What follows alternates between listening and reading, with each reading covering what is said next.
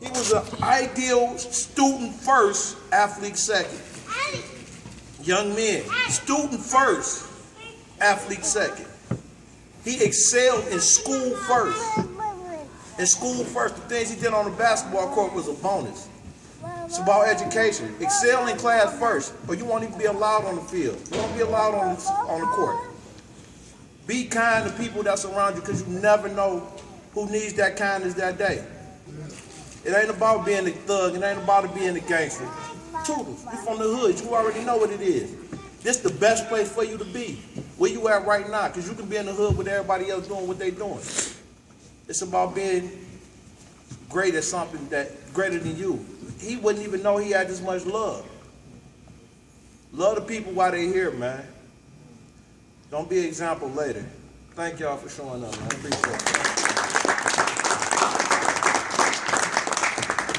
But on another note, like I say to all who can, we still taking donations for the Carlos Headstone Fund. You can either see I or Lil T, or well, Barbara's not here because she's out of town, but we trying to put it together. So as of right now, I know in my possession, I'm working with $300. How many on the GoFund, you know? About $300, and it's all together. What she say, $1,100? It's about $1,100 all together. So hopefully by June or July we'll be laying this headstone down, and you all will know when that's going down. So you all can donate. If you can't, hey, God bless you, and let's just keep moving on forward. Mr. Jones.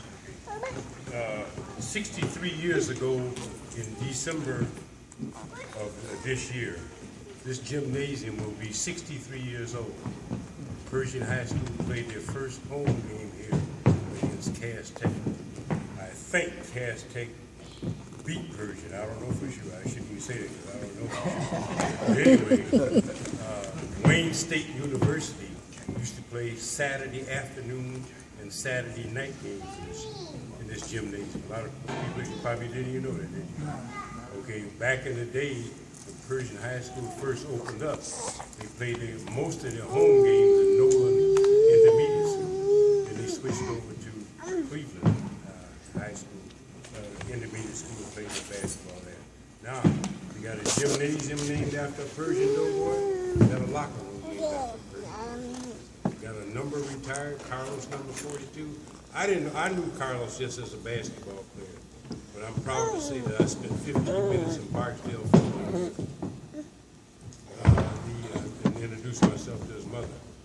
You don't have to be ashamed of living in the projects. I lived in Coney Garden, but I delivered newspapers to Sojourner Truth Project. For 8 years, I delivered the Michigan Chronicle and the Pittsburgh Courier over there. The great Darnell Hall and Carlos Williams. Anytime you talk about somebody, the guys will say, "Oh, you went to the same high school Spencer Haywood." I say, "Yeah, I went to." There's a whole lot more guys that came before Spencer Haywood. You better believe that. A whole lot more people came before Spencer Haywood. Not taking anything away from them. But when you talk about Sojourner Truth Project, Pershing High School, please remember Carlos Williams and Steve Williams, Steve Smith, two great athletes come from Pershing High School.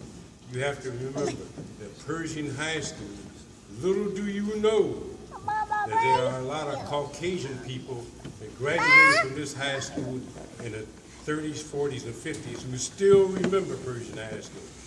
I didn't answer the telephone this year, but Doughboys didn't do that good in basketball, so I ignored those telephone calls. But believe me, there are Pershing followers everywhere.